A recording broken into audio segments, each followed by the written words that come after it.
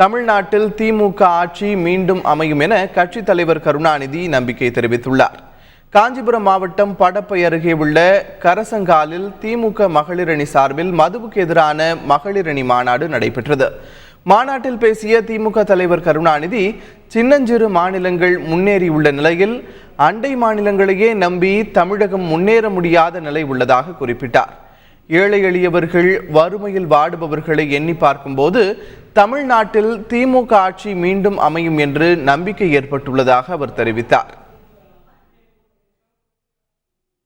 நாம் தான் ஆட்சி அமைப்போம் என்று சொல்வது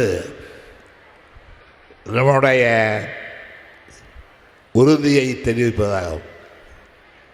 நாம் தான் ஆட்சி அமைக்க வேண்டும், நாம் தான் திராவிட நாட்டுக்கு உரியவர்கள், சொந்தக்காரர்கள், நாம் தான் அண்ணாவின் தம்பிகள், நாம் தான் பெரியாரின் சீடர்கள்.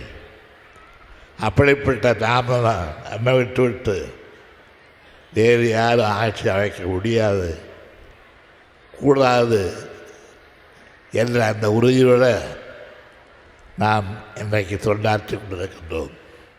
முன்னதாக மாநாட்டில் தமிழகத்தில் உடனடியாக மதுவிலக்கை அமல்படுத்த வேண்டும், மதுவிலக்கு பற்றிய அறிவிப்பை சட்டப்பேரவை கூட்டத்தில் அதிமுக அரசு அறிவிக்க வேண்டும், மதுவிலக்கை அமல்படுத்த கோரி போராட்டம் நடத்திய அனைவரையும் விடுதலை செய்ய வேண்டும் என்பன உள்ளிட்ட பல்வேறு தீர்மானங்கள் நிறைவேற்றப்பட்டன.